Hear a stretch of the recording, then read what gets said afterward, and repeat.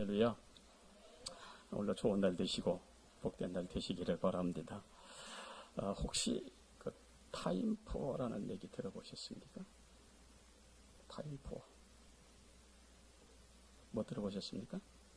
그러면 다른 말로 시간 거지라고 하는 얘기 들어보셨습니까? 뭐 타임포어나 뭐 시간 거지나 같은 말입니다만은 이 말은 무슨 말인가 하면 하루 24시간도 부족해서 늘 바쁘다 라고 하는 말을 입에 달고 다니는 그런 사람들, 하루를 어찌 살아가는지도 모르게 바삐 사는 사람들을 가리켜 타임푸어라고 얘기합니다. 영상을 제가 보여드릴게요. 뭐 서점에 이 책도 나와 있으니까 한번 사보실 것도 도움이 될 타임푸어. 너무너무 하루 상황이 24시간도 모자라. 자기의 주어진 시간 가지고는 모자라. 그래서 그걸 그 시간 거지라고 이야기를 합니다. 그래서 우리 한국인 직장인들 70%가 넘는 많은 사람들이 나는 시간 거지다. 너무너무 바쁘게 산다. 라고 하는 그런 이야기가 있습니다. 이 말은 두 엄마이자 워싱턴 포스트 기자였던 브리지 슐터라고 하는 사람이 처음 이 말을 사용을 했는데 바로 이 사람입니다. 처음 이 사람이 사용을 했는데 아이를 돌보면서 그리고 또 자신의 일을 하다 보니까 시간에 쫓겨 쉴 틈이 없어. 날마다 허덕거리고 살아가는 거예요. 그러다 보니까 자기 자신이 시간이 모자라는 시간 거지가 되어 살아가고 있더라라고 하는 이야기를 기록을 했습니다. 그녀는 자기 업무와 엄마의 역할을 동시에 수행하려다가 보니 이게 한계에 직면하게 되어지는 거예요. 일도 하랴, 애기 엄마도 하랴. 이게 자기 한계에 직면하게 되어지자 상담사를 찾아가서 또 상담도 해보고 아니면 어떤 세미나 참석해서 어떤 세미나도 들어보고 이렇게 하면서 자기 일과 육아를 병행하는 어떤 효율적인 시간 관리가 있으면 좋겠다라고 이렇게 상담사도 찾아가보고 세미나도 참석해보고 이렇게 노력하지만 이게 자기에게는 엄청난 하나의 스트레스가 되더라는 거예요. 그러던 중에 예일대 뇌과학자로부터 시간 스트레스는 뇌를 망가뜨린다고 하는 그런 사실을 듣게 되어지자 자신의 타임푸어가 된 원인이 무엇이냐를 심도 있게 이 사람이 생각을 해보았어요. 좋은 직장인도 되고 그리고 또 좋은 엄마도 되려는 이 압박감, 이것이 자기에게 스트레스가 되어지더라. 다시 말하면 두 마리 토끼를 동시에 잡으려고 안간힘을 쓰다가 보니까 결국은 정신적으로나 육체적으로 기진맥진해서 시간 거지가 되어 타임푸어가 되어 주저앉아 버리고 말더라라고 하는 그런 이야기. 혹시 우리 중에 그런 사람 없습니까? 그래서 주어진 시간을 현명하게 쓰면서 자기 스트레스를 풀어야 되고 그게 자기 사는 것이지 사는 일에 너무 바빠 타임푸어가 되어 시간 거지가 되어가지고 내 건강을 해치는 것이라면 이 사람 얘기는 내려놓아라. 둘 중에 하나를 내려놓아라. 그래서 진정한 자기를 찾아라. 여러분 아무리 자기 일이 소중하다 할지라도 자기보다 더 중요합니까? 자기 건강보다 더 중요합니까? 내가 타임푸어가 되어가지고 내 건강을 잃으면 어떻게 되어집니까? 모든 거 다 잃을 수밖에 없는 모습이 아니겠느냐. 그래서 내 건강을 위해서 타임푸어가 되지 말고 내려놓고 여유를 가져라. 그런 이야기를 했어요. 최근 심리학에서도 인생은 자신이 생각하는 방향으로 변하는 존재라고 이야기했습니다. 바쁘냐? 아니면 여유 있느냐? 어떤 모습으로 세상을 살아가느냐, 이것이 자기 존재의 모습이 되어진다는 그런 이야기입니다.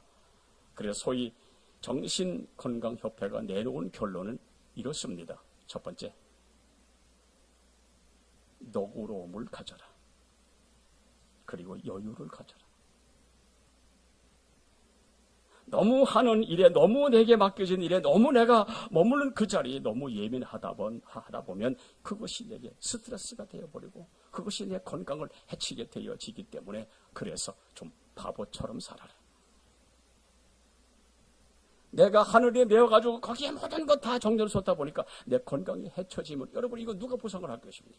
그러므로 그 사람은 얘기가 바보처럼 살아라. 세상에는 내가 하는 것이 아니다.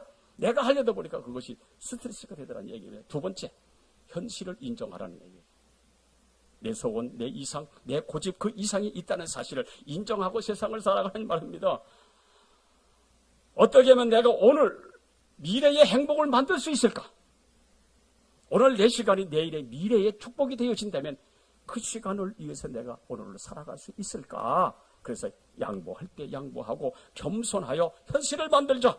고집은 곧 자기 스트레스다. 그런 얘기를 했어요. 그래서 세 번째로 자부심을 가져라. 퍼스널 프라이드라고 얘기를 하지요.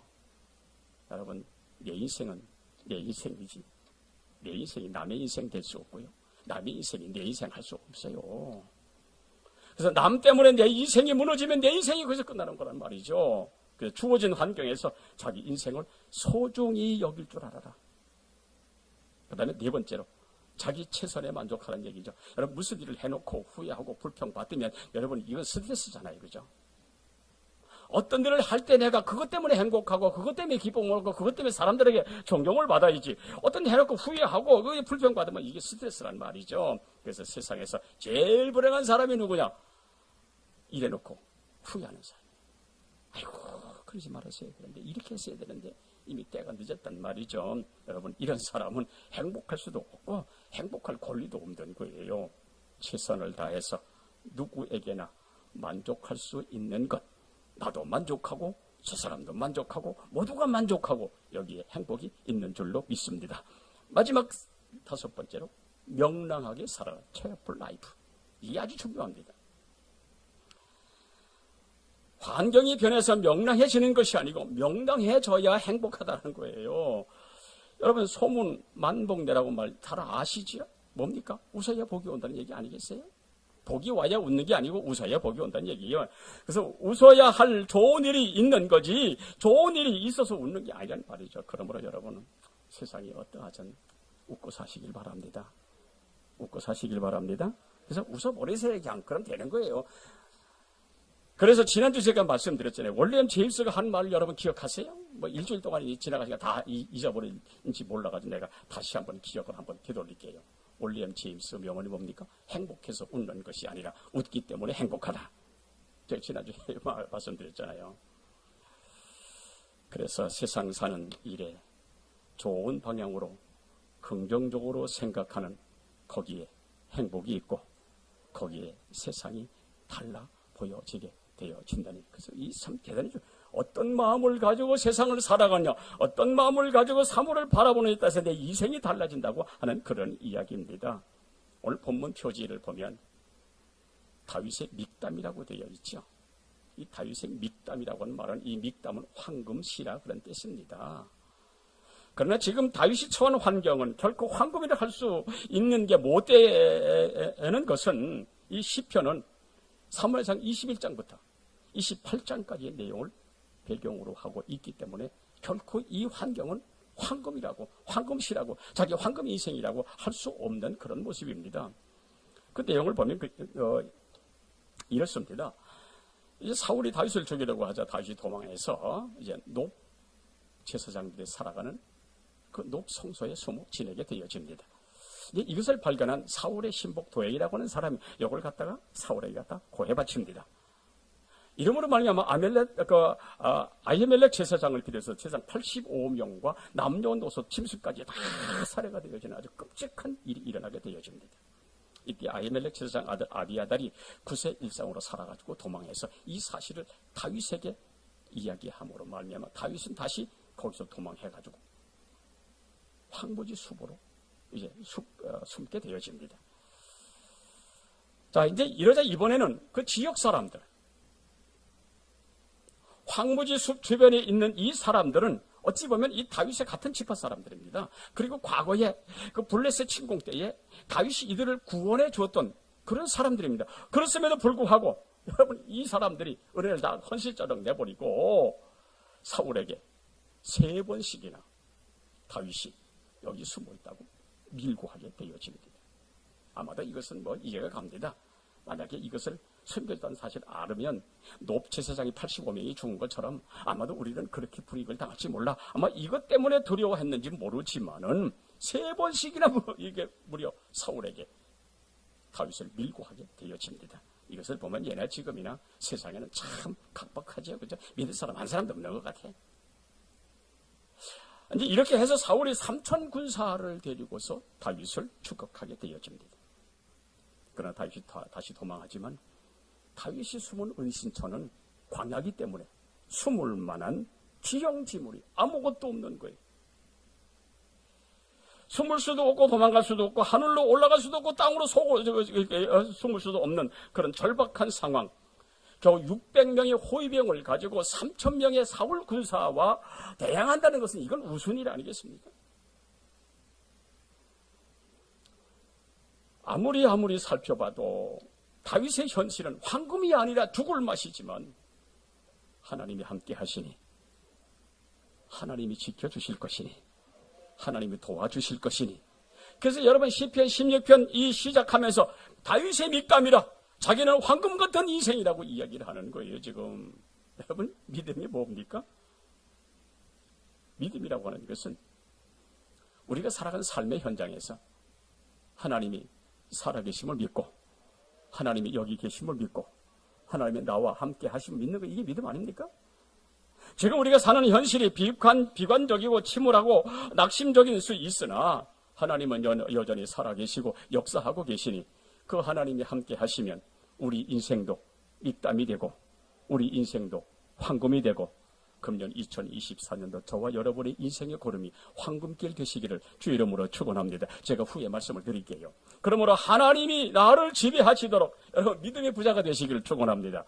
그래야만 하나님이 우리 모든 삶을 황금으로 만들어 주실 줄로 믿습니다. 그래서 그 황금으로 만드는 비결을 제가 말씀을 드리겠습니다. 자, 그러면 첫째로 우리 하나님의 주권을 인정하자는 거예요. 하나님의 주권을 인정하자. 오늘 1절에 보니까 하나님이 나를 보호하서 내가 주께 피하나이다. 하나님께 피하면 하나님은 모든 한순간도 놓치지 아니하고 보호해 주실 것이기 때문에 내가 피하나이다 그랬잖아요. 참 다윗의 일생을 보면 사울이라고는 이 인생을 차라리 만나지 말아야 할 그런 그 모습입니다. 이 사울 때문에 다윗의 인생이 얼마나 힘들었는지 얼마나 파란만장했는지 여러분 잘 아시잖아요. 사위인데도 불구하고 창을 던져 그걸 죽이려고 군사를 이끌고 돌아다니는 그것이 오랜 기간 동안 그와 같이 고통을 당하니 아이고 차라리 저 인간 만나지 않아서 얼마나 좋겠느냐. 여러분 안 그렇겠어요? 그러나 다윗이 하나님의 절대 주권을 인정하는 사람이었기 때문에 오늘 1절에 나를 지켜주셔서 나를 내가 피하나이다. 2절에 보니까 주는 나의 주시오니 주밖에 나의 복이 없나이다 라고 지금 이야기하고 있는 거예요. 여러분 하나님의 주권이 뭡니까? 하나님의 주권은 다른 것이 아니라 내가 사는 것이 아니라 하나님이 살게 하시더라. 이게 하나님의 주권 아닙니까? 다윗이 살고 죽는 것은 하나님께 있음을 믿었다는 얘기입니다. 하나님께 피하면 하나님을 의지하면 하나님이 도우실 줄 믿었다는 얘기입니다. 이것이 마침내 하나님의 복이 되어 자기에게 다가올 줄을 알았다는 말입니다. 그러므로 오늘 1절 2절에 내가 하나님께 피하나이다. 주는 나의 복이 되었나이다. 지금 이렇게 이야기하고 있는 거예요. 여러분 이건 존재의 문제이지 존재의 문제예요. 믿음의 문제이지 이건 환경의 문제가 아닙니다. 나로 하여금 하나님 앞에 살게 하시고 경건하게 하시고 기도하게 하시고 나의 가는 길을 인도하시는 그 하나님을 믿었다는 것이 오늘 다윗의 믿음입니다. 하나님을 믿고 하나님의 주권을 인정하면 자기가 사는 역사가 일어날 줄로 믿고 내가 하나님께 피하나이다 그랬습니다. 여러분 잘 아시죠? 잠언 16장 1절 마음의 경영은 사람에게 있어도 말의 응답은 여호와께 있느니라. 사울이 다윗을 죽이려고 계획할지라도 그 결정하시는 분은 하나님이십니다. 하나님이 결정을 해야 된다는 거예요. 사울이 이 다윗을 죽이려고 엄청나게 노력을 했지만 그러나 그 결과는 어떻게 됐습니까? 하나님께 있었잖아요. 자기 계획대로 안 됐잖아요. 그러나 하나님은 풍전등화하고 위기에서 다윗을 살게 하시려고 결정하시니 여러분 이거 누가 맡겼어요? 그래서 다윗이 위기에서 살아나는 놀라운 역사가 성경에 기록이 되어 여러분 이 어느 누구도 이 하나님의 주권을 피할 자가 아무도 없는 거예요. 사울은 다윗을 죽이려고 계획을 했고, 그러나 계획대로 안 됐습니다. 하나님이 결자가 없었습니다. 다윗은 자기의 삶의 현장에서 살든지 죽든지 살게 하고 죽게 하는 건 하나님이신 줄 알아 믿었더니 하나님이 그를 살게 하시더라. 하나님의 주권 속에 이루어지는 이 역사입니다. 그렇습니다. 하나님은 살리기도 하시고 죽이기도 하시고 복 주시기도 하시고 거두기도 하시는 분이 하나님이신 줄로 여러분 믿으시기를 바랍니다. 여러분 잘 아시잖아요. 여러분 출애굽기를 보면 출애굽 누가 시작했어요? 하나님이 시작했어요. 진행을 누가 하셨어요? 하나님이 하셨어요. 마침을 누가 하셨어요? 하나님이 하셨어요. 누구와 의논하고 한 것이 아니면 하나님의 독단적인 사역입니다. 출애굽을 시작하면서 하나님의 불기둥 구름꾼으로 이스라엘 백성을 인도하시면서 가는 길 지도하시고 머물 곳도 지도하시고 인도하시는 것을 보면 언제나 하나님이 이스라엘 백성들을 축원하시고 간섭하시더라. 그리고 그들이 필요할 때마다 때를 따라 만나도 주시고 밀실하게 주시고 물도 공급하여 주시고 보호하시니, 그리고 가나안 땅에 들어가 살도록 하나님이 그 일을 하시니 하나님의 독단적인 사역으로 이루어지더라. 아이고 내가 이렇게 하겠습니다. 이스라엘 백성이 그랬습니까? 아니요. 하나님께서 시작도 하시고 과정도 하시고 마치기도 하셨습니다. 그래서 성경에 보니까 뭐라고 말씀하십니까? 하나님은 아브라함의 하나님이며 이삭의 하나님이며 야곱의 하나님이며, 아브라함 때도 하나님이며 이삭 때도 하나님이며 야곱 때도 하나님이며 그 하나님이 우리 하나님이신 줄로 믿습니다.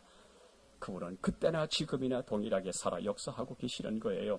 하나님은 과거도 그랬고 지금도 그랬고 미래도 그렇게 하실 겁니다.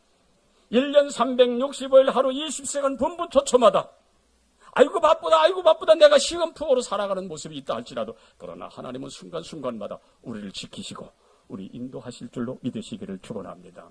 그래서 에베소 1장 3절에 보면 우리를 복되게 하시려고 창세전에 하나님이 선택하신 것을 보면 사람은 아무래도 복을 하나님께로부터 타고나야 될 줄로 믿으시기를 축원합니다.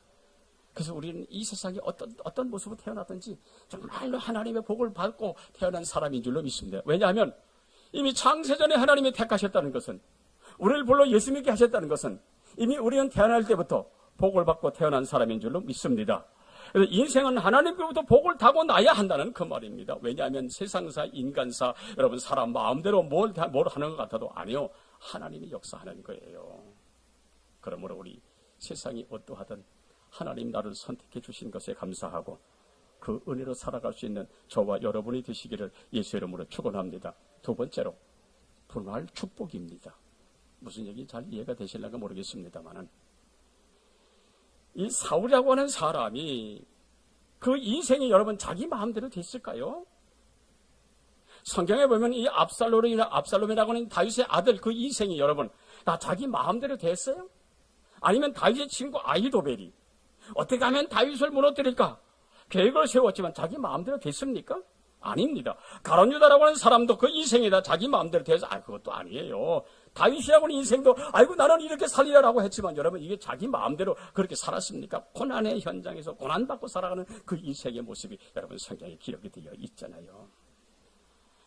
그래서 모든 인생은 자기 마음대로 안 되는 인생이기에 복 있는 인생으로 태어난다는 것은 그 인생은 행복한 인생인 줄로 믿습니다. 한번 물어볼게요. 여러분 자녀들이 부모를 선택해서 태어납니까? 어떠세요? 아이고 나는 이런 가정에서 태어나리라. 아이고 나는 저런 가정에서 태어나리라. 나는 부자식 가정에서 태어나리라. 여러분 이렇게 해서 여기 자녀들이 태어났습니까? 아니요. 어떤 사람은 부한 가정, 어떤 사람은 가난한 가정, 어떤 사람은 도시에서, 어떤 사람은 시골에서 자기가 선택할 수 있는 것 아니에요. 내가 노력의 대가가 아니라 하나님이 주신 분복인 줄로 믿습니다. 아멘. 그래서 부모 잘 만나기 여러분 얼마나 축복이에요. 왜요? 자녀 인생은 부모가 절반 살아주기 때문에 부모 잘 만나기 이게 복이란 말이에요. 내 정신 세계를 인도해주는 좋은 선생님 만나는 것도 여러분 이거 얼마나 큰 축복입니까? 우리 자녀들이 좋은 선생님 만나 영아부, 유초등부, 중고등부, 대학부 얼마나 귀한 만남이 되겠습니까? 이것도 복인 줄로 믿습니다. 또 치마바지 잘 만나는 것도 복이에요. 아내는 남편 잘 만나고 남편은 아내 잘 만나고 하나님이 주신 복인 줄로 믿습니다. 저 뒤에 앉은 여보야, 신랑 잘 만난 것이 복인 줄로 알아야지. 여러분 가정 어떠세요? 아이고 내가 어쩌다가 저 인간을 만들어가지고 내가 이렇게 고생을 하나. 여러분 그래서 아니요. 어쨌든 간에 하나님이 내 아내 내 남편 만나게 한 것은 하나님의 복인 줄로 믿고 감사하시길 바랍니다. 여러분 그래서 여러분 우리 젊은 청년들이요. 시집장가 잘 가야 되고요. 왜요? 마누라 잘 만나야 신랑 잘 만나야 그것이 우리 인생의 복이 되는 거예요. 지금 시대가 어떤 시대예요. 이거 여러분 내가 선택한 것 같지만 알고 보면 이게 아니에요. 하나님이 주신 분복인 줄로 믿습니다. 하나님께부터 주어지는 것이 어찌 생각하면 이게 성령입니다. 그래서 마가복음 10장 9절에 예수님 하신 말씀이 뭡니까? 하나님이 짝지어 주신 것을 사람이 나누지 못할지니라. 하나님이 주신 분복이란 말이에요. 짝지어 줬다는 것은 이 한마디로 한마디로 이 속에는 엄청난 의미가 들어 있습니다. 뭡니까? 사는 중에 지지고 볶고 사니 못 사니 뭐 이러쿵저러쿵 얘기하고 아이고 저런 인간이라고 이야기할지라도 하나님이 내게 주신 거예요. 이게 본복이요. 아멘도 안 하시네. 그럼 여러분의 아내 남편들이 하나님이 주신 분복인 줄 믿고 여러분의 행복을 찾는 거예요. 그 속에서 여러분 생각해 보세요. 한평생 살아가면 아이고 내가 저 인간 때문에 못 살겠다. 아이고 좀 헤어졌으면 좋겠다. 이런 생각 안 해본 사람 있으면 한번 나와보세요. 다 한 번쯤은 다 하고 산단 말이죠. 그래도 하나님이 주신 분복이라 참고 아름다움을 만들어가는 이게 여러분 이것이 인생 아니겠어요? 오늘 본문 다시 한번 보시기 바랍니다. 죽을 자 같으나 산 자가 되었어요. 이것이 그의 분복인 줄로 믿습니다. 안 되는 자 같았으나 여러분 잘 되었으니 여러분 이것이 다윗의 분복 아니겠어요? 그래서 오늘 성경에 분복을 알아야 한다. 주신 복을 알아야 한다. 내게만 주신 복을 알아야 다시 말하면 축복이 어디서 오는 것이라는 것을 여러분 알아야 한다는 말이에요. 여러분 우리 가정에 하나님의 축복이 주어지는 줄로 믿습니다. 우리에게 환경과 여건과 자녀와 또 모든 이 직장과 사업 주심이 다 하나님이 주신 거란 말이죠. 그래서 지나온 날들을 생각할 때마다 하나님이 나와 함께 하시고 하나님이 나를 구원하셨고 하나님이 나를 보호하셨고 하나님이 나를 여기까지 인도하셨고 믿습니까? 2023년도란 크고 작은 사건들이 많았지만 그런 사건 사고 속에서 하나님의 보호 인도하시며 여기까지 오게 하셨습니다. 뭘 의미합니까? 모든 것은 하나님이 내게 주신 축복이더라. 그러므로 여러분 그 축복, 이 현재라고 하는 그 말은 다른 것이 아니라 내 미래의 축복에 대한 분할된 축복. 제가 오늘 이걸 말씀드리고 싶은 거예요. 무슨 이야기냐 하면 오늘 사는 이 현실이 내가 받은 복이 다 전부가 아니라 2024년 1월달 우리가 지금 하나님의 축복에 감사하며 살아가는 이 현실이 2024년 대대대대대 12월달까지 그것이 우리에게 복으로 임할 것이기 때문에 오늘 누리는 이 축복은 하나님이 내게 주신 분할된 축복이라 믿습니까?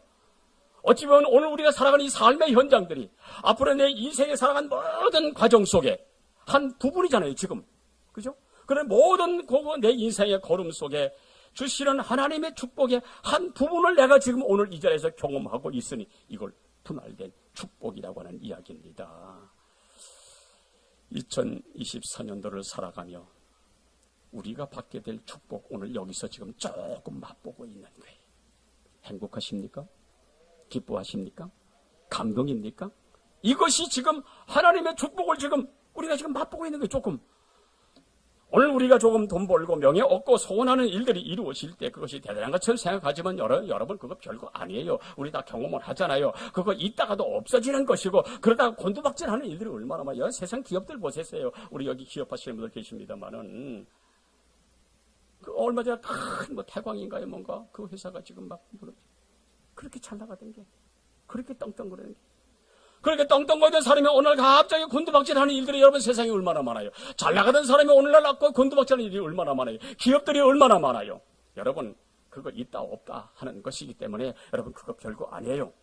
그러므로 여러분 지난 것은 너무 집착하지 마시기 바랍니다. 그렇게 한 이유가 있다면 사막에서 오아시스를 만나듯이 우리가 영원한 축복을 지향해 가면서 하나님이 축복을 오늘 여기 내게 분할하여 성취하는 것이다. 그래서 오늘을 잘 살고 오늘 잘 믿고 하나님이 내게 주신 분할된 축복을 소중히 간직할 수 있는 여러분, 이것이 진정한 축복이에요. 우리는 조금씩 그 복을 분할해서 맛보고 있는 오늘 이 자리, 우리가 할 수 있는 일이 뭐예요? 감사할 수밖에 없는 줄로 믿습니다. 아멘. 어찌 보면 지나온 세월 참 어려웠어요. 그죠? 우리 교회를 봐도 어려웠고요. 우리 개인을 봐도 어려웠고요. 세상을 봐도 다 어려웠어요. 그러나 순간순간 하나님이 우리의 손을 부여잡고 인도하셔서 여기까지 왔으니 우리 인생에 분할된 축복인 줄로 믿습니다. 어느 날 한 남자가 가이드포스트 창시자인 그 유명한 노맨 빈센트 필 목사님을 찾아와서 한숨을 푹푹 쉬는 거예요. 목사님, 나는 지금 죽을 것 같습니다. 나는 지금 쓰러질 것 같습니다. 왜냐하면 나는 실패로 말미암아 다 잃었습니다. 내 인생 이제 끝났습니다. 이렇게 이야기를 하는 거예요. 그래서 필 박사가 가만히 그 사람을 쳐다보다가, 그래요, 당신이 모든 거 다 잃었다고요? 아이고, 예, 다 잃었습니다. 정말입니까? 아이고, 정말입니다. 그러면 내가 종이 한 장을 줄 테니까 내가 묻는 말에 여기 그 대답을 적으세요. 종이 한 장을 줬어요. 그러면서 이 빈센트 목사님이 그 사람에게 이제 이렇게 질문을 하는 거예요. 여보세요, 부인이 있습니까? 아, 예, 부인이 있습니다. 아, 그래요? 빨리 종이에 적으세요. 자녀가 있습니까? 예, 지금 이 3남매간에 있습니다. 아, 친구도 있습니까? 예, 좋은 친구들 몇 명이 있습니다. 건강이 있습니까? 예, 저한테 건강이 있습니다. 아니다, 이 사람이 벌떡 일어나더니, 아이고, 선생님 감사합니다. 내가 다 이런 줄로 알았더만 내가 있는 것이 이렇게 많네요. 너무너무 감사합니다 하면서 가더라고 하는 이 얘기. 노맨 필테트 목사님. 여러분 한번 기독교 서적에 보면 저런 책이 있어요. 한번 찾아보세요. 적극적 사고방식이라는 책이 있어요. 한번 찾아보세요. 당신의 인생은 습관적으로 떠올리는 당신의 생각에 의해 결정된다. 이게 뭐냐, 긍정적으로 생각하라는 얘기예요. 있는 것만 생각하지 말고 없는 것 생각하지 말고 있는 것을 생각할 수 있는 자가 되라는 이야기입니다. 적극적 사고방식, 그런 책이 지금 서점에 나와 있는데 한번 보시면 아마 큰 유익이 될 것 같아요. 여러분, 불행은 가지고 싶은 욕망을 채우지 못한 데서 오는 게 아닙니다. 어차피 욕망은 끝없는 것이라 다 이룰 수가 없는 거예요. 그래서 불행은 내가 하고 싶은 것을 다 얻지 못하는 데서 있는 것이 아니고, 불행은 내가 가지고 있는 것을 소중히 여기지 못하는 데 불행이 있는 거예요. 그러므로 여러분 잊지 말아야 할 것은 이미 가지고 있는 것이나 알고 있는 것이 얼마나 소중하다는 것을 알면 우리는 불행에서 출애굽할 수 있는 줄로 믿습니다. 내가 가지고 있는 것, 하나님이 이거 주셨구나. 내 가정에 이거 주셨구나. 내게 건강 주셨구나. 그러기에 불행의 원인은 몰라서 불행한 것이 아니라 이미 알고 있는 것이 습관화되고 체질이 되고 내 운명이 될 만큼 내가 아는 바를 실천하지 못하는 데 바로 불행이 있다는 사실, 우리는 우리 삶의 환경 속에서 경험하지 않습니까? 소원이 성취되지 않았다고 해서 불행한 것이 아닙니다. 문제는 내가 처한 현실의 의미를 모르고 있다는 데서 이게 불행입니다. 그러니까 할 수 없는 일을 못해서가 아니고 할 수 있는 일을 내가 하지 않고 있는 데에 나의 불행이 만들어진다는 그런 이야기입니다. 그래서 복이 무엇이냐? 복이 어디서 주어지는 것을 생각을 하고 세상이 내 마음대로 되는 것이 아니라 하나님이 주관하시는 것인 줄 알아. 하나님의 주권을 인정하는 거기에 내 인생이 행복이 되어지고, 아, 내 인생 하나님이 이렇게 만드시는구나, 하나님이 이렇게 인도하시는구나, 이렇게 간섭하시는구나, 여러분 이것을 인정하는 거기에 행복이 인생이 되어진다는 이야기입니다. 보세요. 오늘 본문에 다윗 보면 사울에게 잡혀 죽기 일보 직전이라, 이 사람이 충격을 받아가지고 아이고 하나님은 나의 복이라고 여러분 이런 소리 했겠습니까? 아니요. 하나님이 다 해결해 주실 것을 믿으니, 그래서 하나님은 복이다. 이것이 하나님의 분복인 줄로 믿습니다. 사랑하는 성도 여러분들이요, 내가 살아가는 삶의 환경에 이러하든 저러하든 내가 이 모습으로 지금 살아간다고 하면, 내가 지금 이렇게 살아간다고 하면, 그것에 만족할 수 있다고 하면 그것이 하나님의 분복인 줄 알고 감사하시기를 주의 이름으로 축원합니다. 마지막 세 번째로 하나님의 구역입니다. 구역. 사무엘상 23장 25절에 28절에 보면 이제 사울의 군사 3,000명이 마은 황무지를 사방으로 포위했습니다. 이제 다윗은 도망갈 구멍이 없습니다. 꼼짝없이 잡힐 수밖에 없는. 왜냐하면 지금 다윗의 군대는 불과 600명. 그걸 뺑 돌아 포위했던 그 사울의 군사는 3,000명. 이제 도망갈 수도 없어. 이제 어차피 죽을 수밖에 그런 운명이 되어버리고 말았습니다.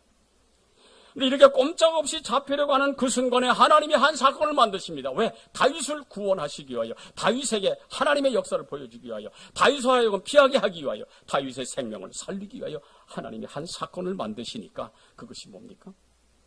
멀쩡히 가만히 있던 블레셋이 쳐들어오게 되어지니까 한 전령이 사울에게 달려와서 왕이요, 블레셋 군대가 지금 쳐들어오고 있습니다라고 보고를 합니다. 그래서 사울이 다윗을 코앞에 놓고도 다윗을 잡으려는 것을 포기하고 군사를 돌려가지고 블레셋과 전쟁하러 나가니까, 여러분 성경에 보십시오. 사무엘상 23장 28절에 뭐라고 기록이 되어 있는고 하니까 그곳 이름을 셀라 하만드곳이라. 하나님이 사울과 다윗을 분리시켰다. 그래서 분리의 바위라고 얘기를 합니다. 구원의 바위라고 얘기를 합니다. 기가 막히잖아요. 꼼짝없이 잡힐 수밖에 없는 이 다윗. 그러나 하나님의 그 환경을 바꿔주시니까 가만히 있던 멀쩡하던 블레셋 갑자기 쳐들어와. 이것을 아는 이 사울이 다시 군대를 돌려가지고 다윗을 잡는 것을 포기하고 블레셋과 전쟁으로 나가니까 그곳을 이름을 셀라 하만드곳이라. 하나님이 다윗과 사울을 분리했다. 분리의 바위라고 그렇게 되어져 있어요. 뭡니까? 하나님은 다윗을 구하기 위하여 블레셋을 사용하시니 다윗의 고백이 뭡니까? 하나님이 나의 보호자구나. 하나님께 피하는 자는 복이 있구나. 그러므로 주밖에 다른 복이 없는 것이로구나. 하나님이 나를 좋은 귀한 자를 만들어 주시려고 이렇게 역사하시는구나. 여러분 이게 얼마나 귀합니까? 여러분 6절 한번 보시죠. 6절. 자, 다 같이. 오늘 본문 6절입니다. 다 같이 시작. 내게 줄로 재어준 구역은 아름다운 곳이 있으며 나의 기업이 실로 아름답도다. 그랬어요. 여러분 여기 줄로 재어줬다. 줄로 재어준 구역이 뭡니까? 이게 무슨 뜻입니까? 자기 인생은 하나님의 구역에 사는 존재라고 하는 이야기입니다. 하나님이 이렇게 하시니까 나는 하나님의 구역 안에 사는 존재로구나. 하나님의 손바닥 안에 사는 존재. 여러분 우리 주부분 구역. 우리 손종화 집사님 바나바 구역이죠, 그죠? 그럼 바나바의 구역에 속했잖아요, 그죠? 그럼 여기 우리가 하나님이 줄로 재어준 구역이라고 해서 우리 모두는 다 하나님의 구역 안에 들어있는 줄로 믿습니다. 바로 이걸 지금 이야기하는 거예요. 하나님의 손바닥 안에 사는 존재라. 하나님의 구역 안에 사는 존재라. 여러분 그러므로 복이 뭔지 아십니까? 내가 하나님이 줄로 재어 놓은 그 구역 안에 살고 있다는 것이, 이것이 우리의 축복인 줄로 믿습니다. 얼마나 멋있는 말씀인지 모르겠습니다. 이것이 우리에게 주신 하나님의 분복이라고 하는 거예요. 내가 처한 환경 혹은 때로는 내 건강까지다도 하나님이 내게 주신 분복이라. 이 무슨 뜻입니까 지금? 나로 하여금 하나님의 구역 안에 살게 하시려고, 하나님이 험악한 세상에서 나를 지켜주시려고, 이 모양 저 모양 여러 가지 크고 작은 어려운 가운데 나를 보호해 주시려고, 나로 하여금 하나님을 찾게 하시려고 하나님이 역사하시니 좋은 환경이든 나쁜 환경이든 이것이 내게 있는 하나님의 구역이라는 말입니다. 그래서 1절에 하나님이여 나를 지켜달라. 그 환경에 들으시는 하나님 응답하셨고 보시는 하나님이 역사하시니 이것이 바로 하나님의 구역 안에 사는 자의 축복이었기 때문에 오늘 여기 계신 분들이요, 세상이 어떠하든 삶이 어떠하든 하나님의 구역 안에서 살아가시는 저와 여러분이 되시기를 주 이름으로 축원합니다. 아니 이미 저와 여러분은 이미 하나님이 재어주신 그 구역 안에 사는 존재들이라. 이 모양 저 모양 이러하든 저러하든 하나님이 지켜주실 줄로 믿습니다. 그러므로 여러분이요, 인생이 세상을 살아가면서 모양과 모습과 크기는 달라도 누구나가 다 나름대로 어려움에 살고 있지만은 그러나 하나님의 구역 안에 사는 존재는 그 속에서 감사할 수 있고 기뻐할 수 있고 감동할 수 있고, 그래서 어떠하든 저와 여러분은 하나님의 구역 안에 살아야 합니다. 세상에 무엇을 이야기한다 할지라도 어떻게 유혹한다 할지라도 하나님의 구역 안에 살아야 하나님의 보호를 받고 하나님의 은혜를 받고 하나님의 축복받는 줄로 믿습니다. 때로는 우리가 세상을 살아가다 보면 그것이 짐이 되어가지고 어려움을 이기지 못해가지고 실망하고 좌절하고 뭐 이렇게 넘어진 그런 수가 있지만은, 그러나 우리가 하나님의 구역 안에 살아가기만 하면 하나님이 붙들어 주시고 하나님이 피할 길 내주시고 하나님이 책임져 주시고 하나님이 축복해 주시고, 그러면 우리의 삶은 여러분 행복할 수밖에 없는 거예요. 문제는 사람들이 힘든 일을 만나면 어려움 때문에 힘든 줄 알아야, 그러나 아니에요. 문제는 그 문제를 내게 해결하려고 하니까 그게 힘든 거예요. 그러므로 여러분이 오늘 이 시간 이 자리에 오신 분들이, 아니면 영상으로 예배 드리신 여러분들이 여러분의 삶 속에 무엇 때문에 고통받는 일이 있습니까? 아니면 병 중에, 아니면 소망이 끊어져서, 아니면 어려운 가운데서, 아니면 해결하지 않는 문제 때문에 여러분 고민하고 갈등하고 그렇습니까? 아니요. 하나님의 구역 안에 들어오시면 문제가 해결되고 육신의 질병도 치유받고 우리 삶의 모든 범사가 해결될 줄로 믿으시기를 축원합니다. 오늘 세상사 크고 작은 많은 가정들, 크고 작은 많은 일들이 있을지라도 하나님의 구역 안에 들어오면 하나님이 문제를 해결해 주시고 우리 가정들, 우리 자녀들 책임져 주실 줄로 믿으시기를 축원합니다. 그렇습니다. 하나님의 구역 안에 들어오면 고난과 풍랑 넘어 계시는 주님이 보여지기를 시작을 합니다. 주님은 언제나 나와 함께 가시니 그 자리가 바로 은혜의 자리가 될 줄로 믿습니다.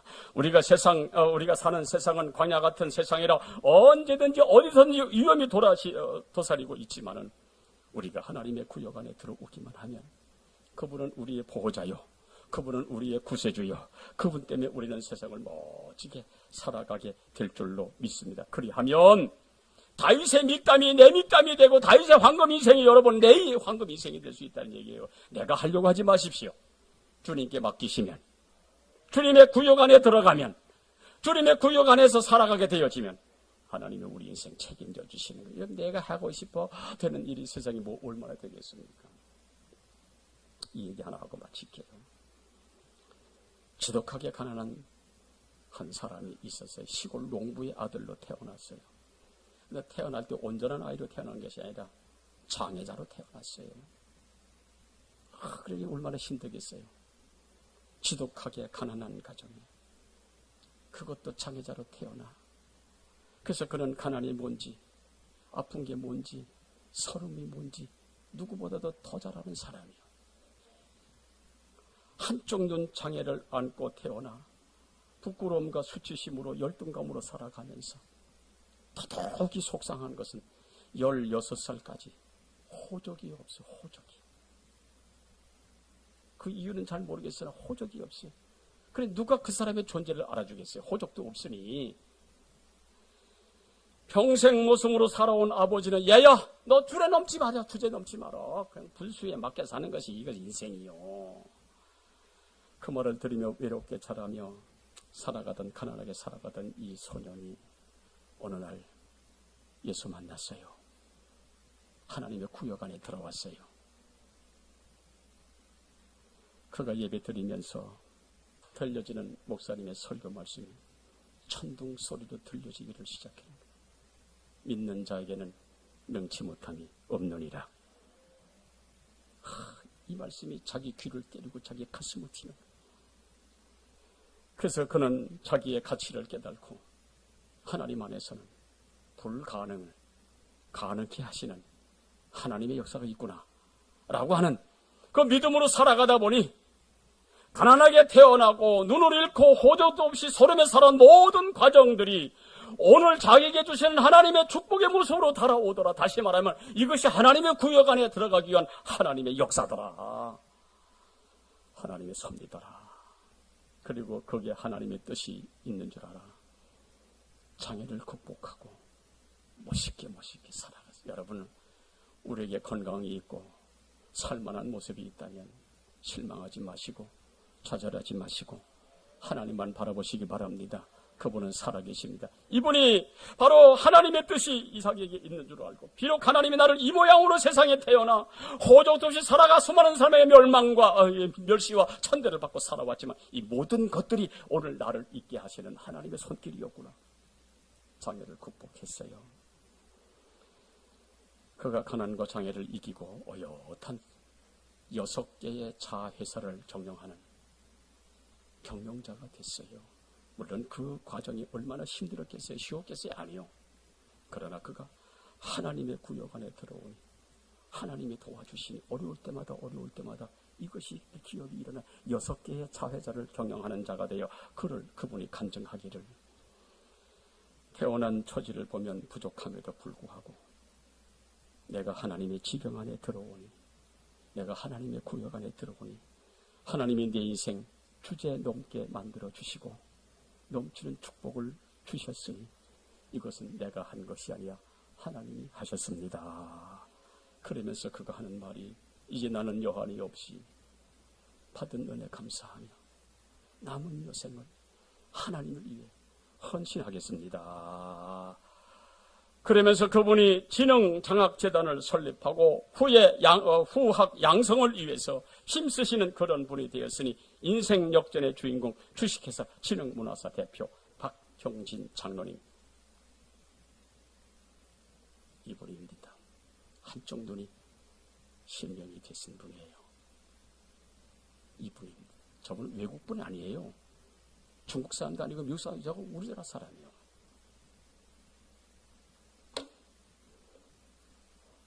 여러분, 하나님이 살아계심을 믿으십니까? 저분을 저분되게 하셨던 하나님이 우리 하나님이신 줄로 믿습니다. 저분을 저분되게 하셨던 그 하나님 붙들면 우리도 놀라운 축복의 주인공 될 줄로 믿습니다.